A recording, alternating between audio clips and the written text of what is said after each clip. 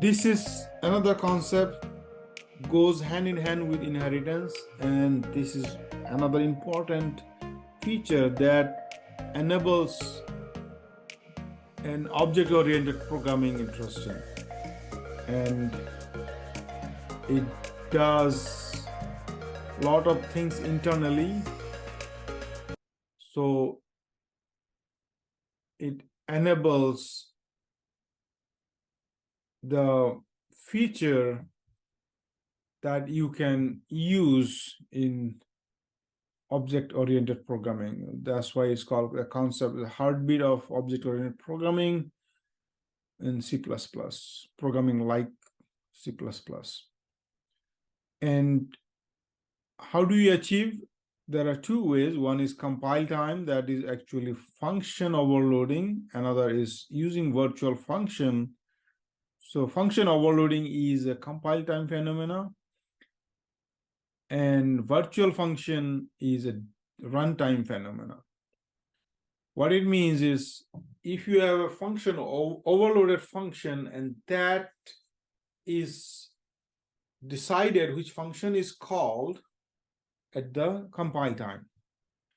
And if it is a virtual function, and we will dive into that, that is the function is, which function is called is decided in the runtime. So that gives the C++ very powerful attributes that goes a long way. So in this case, at the runtime, if you have a virtual function, it creates a vtable, and we'll discuss what is vtable and a vpointer. By using those, the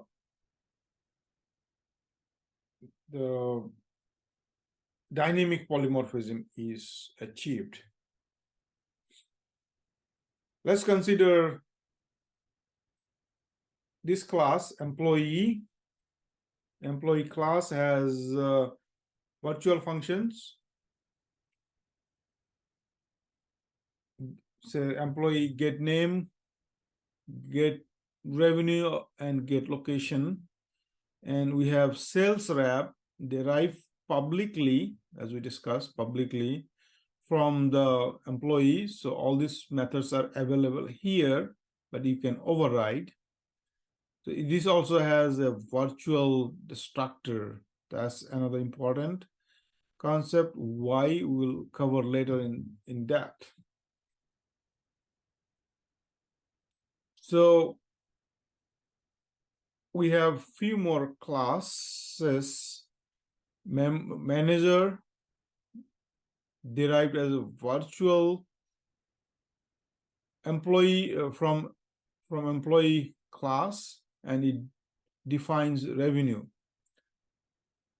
Overrides. So in C++ 11, there is a word called override. Override. So we do not use here.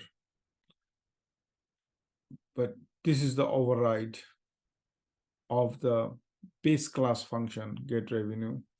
And admin get name is the method overridden. And department derived from all of these classes. And this is also virtually derived. So this defines getLocation. And virtual table looks like this. And because employee has a virtual function, it creates a vpointer in the class object, and also in the class, and the compiler will add that, and it will create a virtual table for that class. In this case, the virtual table looks like this. This is a table, and these are the functions, and where those function, the memory address, the code, where it is. So like that, there will be other vtable for derived class sales rep, vtable for admin, vtable for manager, and all these functions are in the vtable, and vtable for department. So this is the department get location where it is redefined. This is the code address of that. And when we are calling the get location, that time we will be calling this function. So if you define a department, if you create a say, employee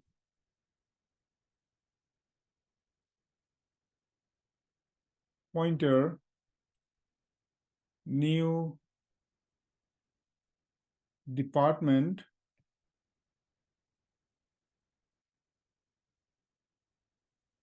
and you use that pointer to call get location,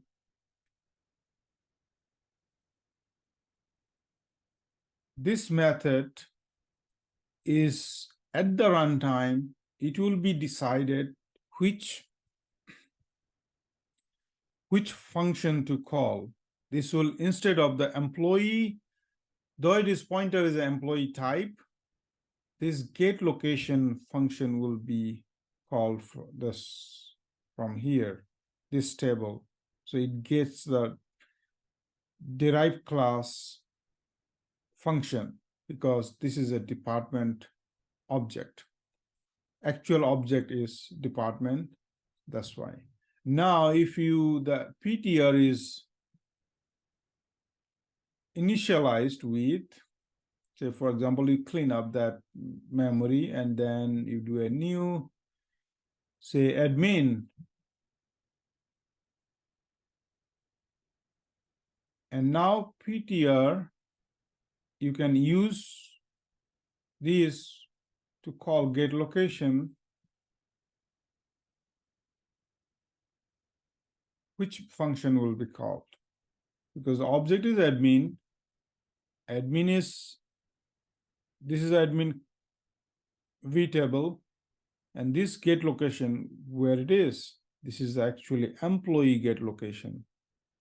See, this get location is not overridden in admin, so it is derived from employee class, and this address, this function is now a different, this get location, same syntax, but it is calling a different function. Similarly, you can assign that pointer with a new object, another class object. So you can call a function, and that function will be called from the table, from the vtable. So this is how a table, using a v pointer, the dereference happens because the v pointer sits in the object, in this case department or admin, not as a part of the pointer PTR. So that's how it reaches where it finds the right function. That's a dynamic binding, in other words. So other concept is runtime type identification. This is another concept we wanted to cover. And what it is again, you have to have this polymorphism and inheritance applied in your classes.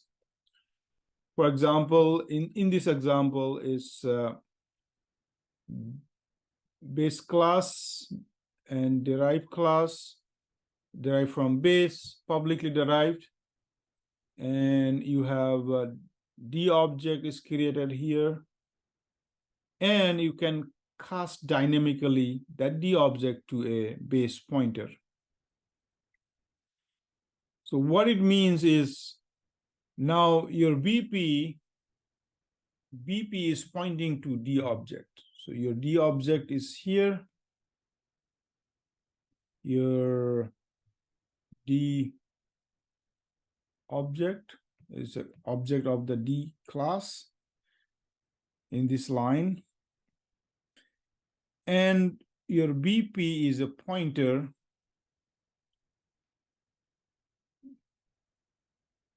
PB is a pointer, is pointing to this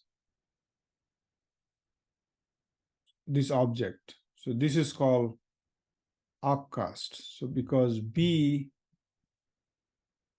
is a base class D, so this is the D object is converted to P pointer. So this is called upcast. And same thing, you can use the BP, the pointer, and you can convert into derived class pointer, PD. PD, this is the pointer, and use this pointer here and cast it, dynamic cast in this case. So if this base class is, this derived class is not derived from base class, this cast will fail. And also this class needs to have a virtual function. That's important. So this is how at the runtime it can cast. So here is the definition. The dynamic cast converts one type of data to another. It is mainly used for safe downcasting.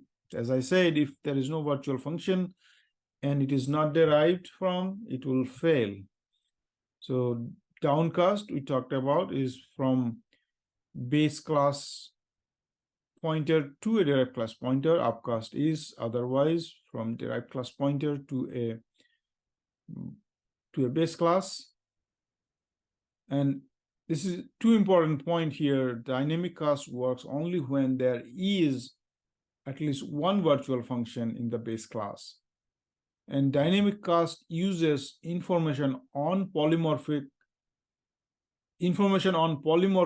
base class in order to have a safe downcast. So this is the downcast.